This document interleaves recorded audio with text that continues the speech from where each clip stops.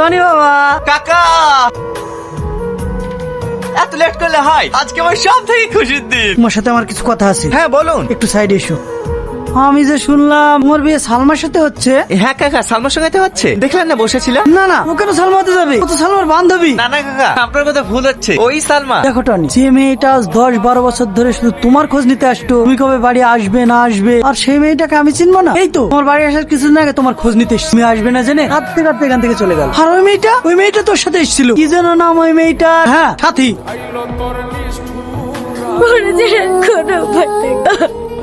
তাহলে সালমা এখন কোথায়? কর্তা আজকে যদি মাইকেল জ্যাকসন বেঁচে থাকতো না, আপনার নাল দেখে সেও হার মেনে যেত। এই ঠাট্টা করছিস? এই তুই বল, এই বয়সে যদি সালমান মতো মেয়ের সাথে বিয়ে হয় তাহলে আমি না নিচে থাকতে পারি? সাথী, তোমাকে আবার ডাকছে। হ্যাঁ যাচ্ছি। আঙ্কেল, আপনি আমাকে ডেকেছেন? কই না তো। তাহলে টনি যে বললো। আমি তো সাথীকে ডেকেছি, তুমি আসলে কেন? তাহলে তুমি কি সাথী? না মানে আমি কেন সাথে হতে যাব? আমি তো সালমা।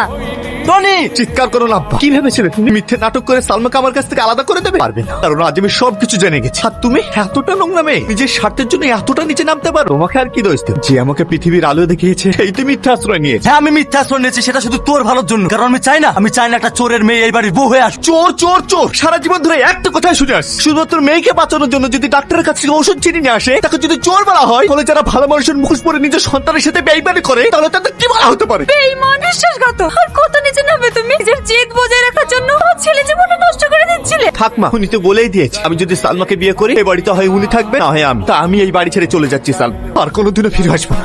দাঁড়া বাবু, আমিও তোর সাথে যাবো। বাবু আর মিথ্যে জেদ নেই। আর হ্যাঁ, তুমি বন্ধু হয়ে বন্ধুর যা ক্ষতি করেছো, আমার মতো বন্ধু যেন আর কারণ না। চলে এসো মা। পণ্ডিতপুর নিবাসী মাননীয় সুদখোর মহেশ বাবু 5 ভরি সোনার দিনমোহরের পরিবর্তে তোমাকে বিয়ে করতে রাজি হয়েছে। বলো মা, কবুল? কি যে বলেন মৌলভী সাহেব, রাজি না থাকলে কি আর সেজে গুজে এসে আমার পাশে বসতো? আপনি থামেন তো, এটা নিয়মের মধ্যে পড়ে। বলো মা, আলহামদুলিল্লাহ কবুল। ও সাহেব, বিয়ে হবে না। কেন বিয়ে হবে না কেন? আমি ওকে ভালোবাসি, ওকে আমি বিয়ে করি। বিয়ে তো করবা বলছো, বিয়ে ফোকটিয়ে না? 3 লাখ টাকার দেনামা, লাখ টাকার বিয়ের খরচ, এসব টাকাগুলো কে দেবে? তোর বাপ? হ্যাঁ, আমি দেবো। পুড়ে এসে জুড়ে বসলো। আপনি কে? আব্বা তুমি? হ্যাঁ, আজ আমি নিজের ভুল বুঝতে পেরেছি। জেদের বসে যে ভুলটা আমি করতে যাচ্ছিলাম তার প্রায়শ্চিত্ত করতে এসেছি। আমি তোদের দাঁড়িয়ে থেকে বিয়েটা দেবো রে। মৌলানা সাহেব, আপনি ওদের দুজনের বিয়েটা করিয়ে দিন। বিয়েটা পুড়িয়ে দিন মানে? আমার টাকা? রামু, এই নিন আপনার টাকা।